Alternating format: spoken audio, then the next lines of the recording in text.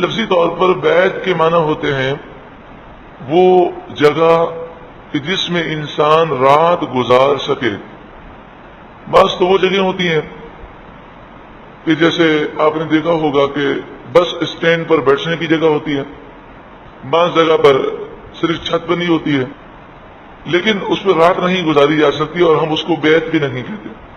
تو بیت اس جگہ کو کہتے ہیں کہ اس میں ایسا انتظام ہو کہ اس میں انسان رات گزار سکے، رات کو آرام کر سکے. اب ضروری نہیں کہ اس میں رات گزارے، بلکہ مطلب یہ ہے کہ ایسی جگہ ہو، ایسے اسٹائل سے وہ بنا ہوا ہو کہ اگر کوئی رات گزارنا چاہے تو رات گزار سکے. تو اس کی علامت یہ ہے کہ 4 دیواری ہو اور اوپر چھت ہو، اس کا دروازہ ہو کہ اس دروازے کو بند کر لیا جائے اور انسان آرام سے اطمینان سے رات گزار سکے. تو بیت اللہ کو بھی بیت اس لیے کہتے ہیں کہ 4 دیواری ہے، اوپر چھت ہے اور دروازہ بھی ہے. اس کو بیت اللہ کیوں کہتے ہیں؟ اللہ کا گھر.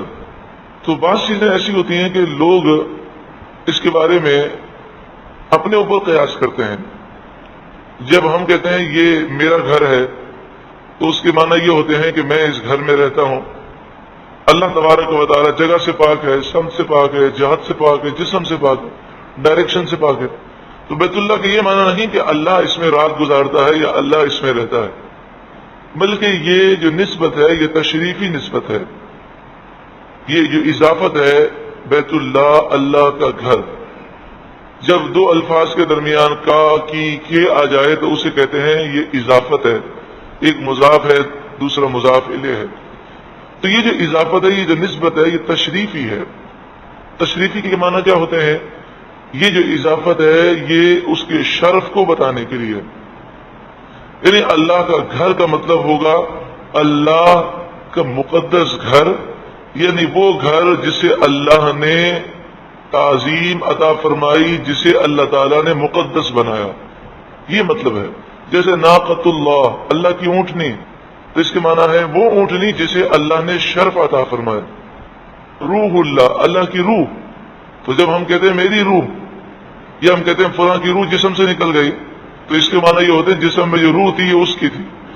لیکن جب روح اللہ کہتے ہیں تو اللہ تعالیٰ کی روح ہونے سے کوئی پاک ہے، یعنی کوئی اللہ تعالیٰ کی روح نہیں ہو سکتا، اللہ تعالیٰ اس چیز سے پاک ہے.